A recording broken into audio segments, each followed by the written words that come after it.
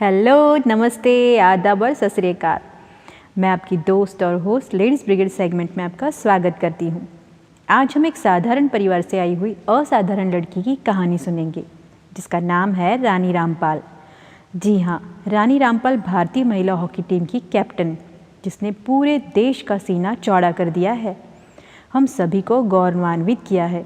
बहुत मजबूती से वो लड़ी और खेली और कड़ी टक्कर दी है। टोक्यो ओलंपिक में भारतीय महिला हॉकी टीम ब्रॉन्ज मेडल के लिए ब्रिटेन से 4-3 से हार गई, पर टीम की हार से खिलाड़ियों का परिवार मायूस नहीं हुआ और ना ही हमारा देश, बल्कि बेटियों के अंतिम क्षण तक लड़ने के जज्बे से संतुष्ट है। उन्हें शानदार खेलने के लिए शाबाशी दे रहे हैं।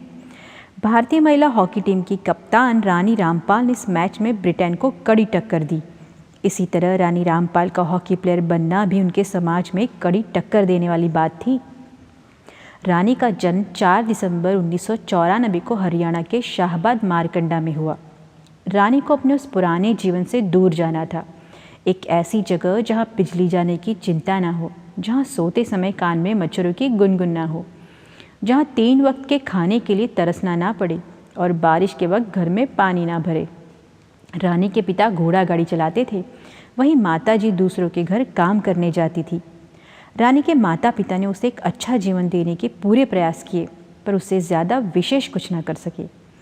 रानी के घर के पास एक हॉकी का मैदान था, जहां घंटों तक रानी दूसरे बच्चों को हॉकी प्रैक्टिस करते हुए देखा करती थी। रानी को भी खूब इच्छा होती हॉकी खेलने की, पर रानी के पिता दिन के सिर्फ 80 रुपये कमाते थे और इतने पैसों में हॉकी स्टिक लेना नामुमकिन था। रानी हर रोज़ वहाँ के कोच, जो कि बलदेव सिंह थे, उनसे रिक्वेस्ट करती हॉकी सिखाने के लिए, पर कोच रानी के कुपोषित होने की वजह से उसे हमेशा मना कर देते। पर रानी तो ज़िद्दी थी, हार कैसे मान लेती। उसी मैदान पर रानी को एक टूटी हॉकी स्टिक मिली। उसी टूटी हॉकी स्टिक से खेलना शुरू कर दिया रानी ने, क्योंकि रानी को खुद को साबित जो करना था, जो रानी ने बखूबी किया। और कोच बलदेव सिंह रानी को हॉकी सिखाने के लिए मान गए।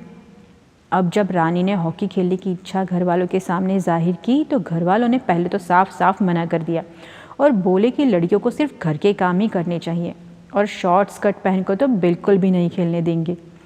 ये सुनकर रानी बड़ी निराश हो गई और बड़ी मिन्नतों के बाद उनके माता पिता माने। उनसे रिक्वेस्ट किया, प्लीज़ मुझे खेलने दीजिए एक बार तो, यदि मैं सफल ना हुई तो आप जो बोलें कि मैं वो करूँगी।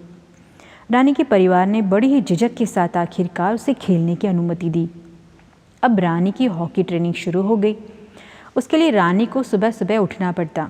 अब रानी के घर पर घड़ी तक नहीं थी जिससे वो रोज़ सुबह प्रैक्टिस के लिए उठ सके, तो रानी की माता जी जल्दी उठकर आकाश की तरफ देखती और समय का अंदाज़ा लगाकर रानी को ऐसे उठा देती थी। रानी खुद भी यह एक किस्सा सुनाती है कि स्कूल में निबंध प्रतियोगिता यानी कि ऐसे राइटिंग हर साल होता था और जो विद्यार्थी उस प्रतियोगिता में फर्स्ट आता था उसे इनाम में एक छोटी सी अलार्म क्लॉक मिलती। तो उस अलार्म क्लॉक को पाने के लिए रानी ने जमकर प्रैक्टिस की निबंध लिखने की और क्लास में निबंध प्रतियोगिता में जीतकर पहला नंबर आई और अलार्म क्लॉक को हासिल कर लिया, जो कि बाद में रानी के सुबह हॉकी प्रैक्टिस में उठने के लिए काम आती थी। अकेडमी में हर रोज़ 500 ml यानी कि आधा लीटर दूध ले जाना अनिवार्य था, पर रानी के पिता मात्र 200 ग्राम ही दूध खरीद पाते थे। रानी उस दूध में चुपके से पानी मिला दिया करती। रानी के कोच ने उनके घर की ऐसी हालत देखकर हर संभव मदद की। रानी के नए हॉकी किट और शूज़ भी दिलवाए। यहाँ तक कि ट्रेनिंग के दौरान रानी को अपने परिवार के साथ रहने की भी परमिशन दी। यहाँ तक कि रानी के डाइट का पूरा ख्याल रखा। रानी ने भी एक दिन की भी छुट्टी ना लेते हुए बड़ी ही लगन से प्रैक्टिस की। रानी की पहली कमाई 500 रुपये थी, जो कि एक टूर्नामेंट में जीतने के बाद मिले थे। रानी ने वो 500 रुपये अपने पिता के हाथों में रखे। इतनी बड़ी रकम उन्होंने कभी अपने हाथों में पकड़ी नहीं थी। पिता का दिल गदगद हो गया। रानी ने अपने परिवार को उस दिन एक वचन दिया, एक दिन हम सब अपने खुद के नए घर में रहेंगे और वो घर आपको मैं लेकर दूंगी। स्टेट लेवल पर टूर्नामेंट खेलने के बाद मात्र 14 वर्ष की आयु में नेशनल गेम्स में हिस्सा लेने के लिए रानी को बुलाया गया। 2009 में रूस में आयोजित चैंपियन चैलेंजशिप टूर्नामेंट में रानी यंग प्लेयर ऑफ टूर्नामेंट रही। 2010 में राष्ट्रमंडल खेलों में young woman player of the year में भी रानी का नाम शामिल हुआ। साथ ही साथ 2010 में एशियाई खेलों में अच्छा प्रदर्शन करने के चलते रानी को एशियाई हॉकी महासंघ की ऑल स्टार टीम में शामिल किया गया था। 2013 में आयोजित जूनियर हॉकी विश्व कप में भारत का प्रतिनिधित्व किया, जहां उनके अच्छे प्रदर्शन के चलते टीम को 0 रैंकिंग से 7वें पायदान पर पहुंचाया। इसके लिए रानी को प्लेयर ऑफ द टूर्नामेंट चुना गया था। 2016 में रानी के नेतृत्व में टीम ने समर ओलंपिक के लिए क्वालिफाई कर लिया था। 2018 में भी उनकी टीम ने एशियाई गेम्स में सिल्वर मेडल हासिल किया था। रानी ने इतनी सिद्धियां हासिल की, फिर पीछे मुड़कर कभी नहीं देखा। 2016 में रानी को अर्जुन पुरस्कार से सम्मानित किया गया था। 2017 में रानी ने अपने परिवार वालों के लिए एक बड़ा सुंदर सा घर खरीदा। उस दिन पूरा परिवार मिलकर खूब रोया, क्योंकि सपने भी सच होते हैं।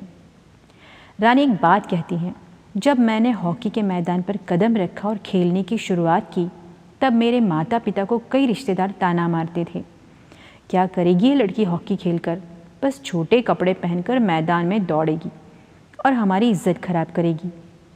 आज वही रिश्तेदार मेरी सफलता के बाद मेरी पीठ थपथपाते हैं और जब घर जाती हूँ तो मेरा स्वागत भी करते हैं और अपने बच्चों को भी हॉकी सिखाने मेरे पास ले आते हैं। हमारी लेडीज़ ब्रिगेड की तरफ से सैल्यूट है रानी रामपाल को। तो आज की रानी की यह संघर्ष गाथा आपको कैसी लगी, हमें कमेंट करके ज़रूर बताएं और चैनल को लाइक, शेयर और सब्सक्राइब करना ना भूलें। अपना बहुत बहुत ख्याल रखें, खुद से प्यार करें, तभी तो आप अपने से जुड़े रिश्तों से प्यार कर पाएंगी। चलते चलते हमारी लेडीज़ ब्रिगेड के लिए 2 लाइनें मेरी दोस्त सरिता वर्मा द्वारा लिखित। खुद पहले उठकर सूरज को जगाना पड़ता है, खुद पहले उठकर सूरज को जगाना पड़ता है, तपती दोपहरी की धूप में खुद को जलाना पड़ता है। यूं ही नहीं आते ओलंपिक खेलों में मेडल जनाब, आग में तपकर कुंदन बन जाना पड़ता है।